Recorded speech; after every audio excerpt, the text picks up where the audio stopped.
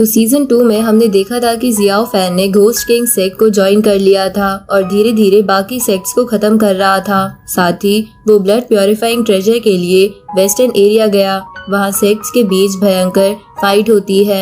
Longevity hall का leader जख्मी होकर भागता है, लेकिन जियाओ फैन, किन और यान मिलकर उसे मार देते हैं। फिर सब जंगल में अलग हो जाते हैं, जहाँ जहरीला धुआं और एक बड़ा पाइथन अटैक करता है। केओस में सब बिखर जाते हैं और जियाओ फैन अंदर के एरिया में पहुंच जाता है।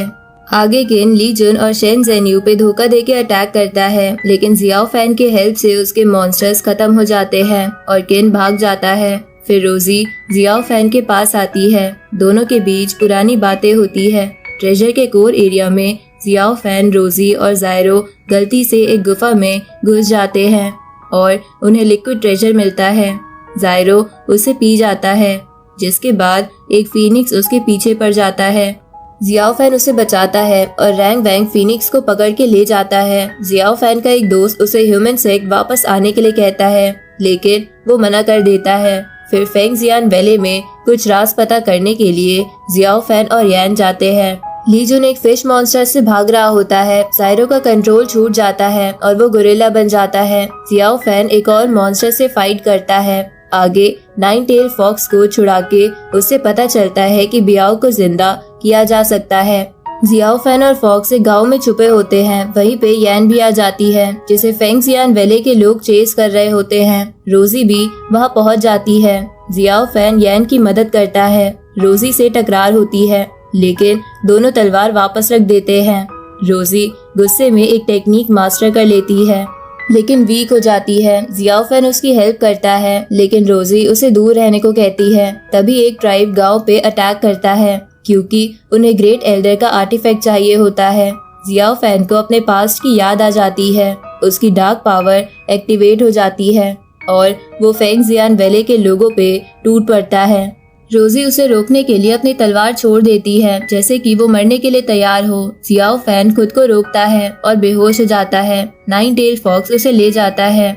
जब होश आता है तो जियाओ फैन ग्रेट एल्डर के पास जाके बियाओ को जिंदा करने का रास्ता ढूंढता है।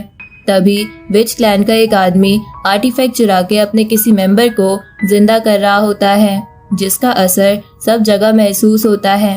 अब आगे सीजन 3 की शुरुआत होती है, जहां एक प्रीस्ट जियाओ बाई और जियाओ फैन को डीमन बीस्ट के बारे में बताते हैं। जहां वो बताते हैं कि कैसे डीमन बीस्ट ने एंशिएंट टाइम पर सारी जगह तबाही मचा दी थी और बहुत सारे लोगों को मार दिया था। उस डीमन बीस्ट से कोई भी नहीं जीत पाता था, यहाँ तक कि वू ट्राइब के लोगों ने उस डीमन बीस्ट और उसकी आर्मी से लड़कर लोगों को बचाने की कोशिश की, लेकिन वो भी हार गए। जिसके बाद प्रीस्टेस लिंग लॉन्ग ने उसकी बॉडी को मीडियम बनाते हुए 8 फींड्स मिस्टिक फायर फॉर्मेशन को एक्टिवेट कर दिया और उस डीमन बीस्ट को हराकर माउंटेन केव्स में सील कर दिया। लेकिन इन सब में प्रीस्टेस लिंग लॉन्ग इतनी कमजोर हो गई कि वो एक स्टोन स्टैचू में कन्वर्ट हो गई और अपनी जान देकर प्रीस्टेस लिंग लॉन्ग ने बाकी लोगों को बचा लिया। साथ ही प्रीस्ट बताते हैं कि स्टोन में कन्वर्ट होने से पहले प्रीस्टेस लिंग लॉन्ग ने अपने 5 लॉयल लोगों को अलग अलग सैक्रेड आर्टिफैक्ट दिए थे और बताया था कि जब तक वो 5 आर्टिफैक्ट माउंटेन केव में नहीं आ जाते, तब तक वो डीमन बीस्ट वही सील रहेगा।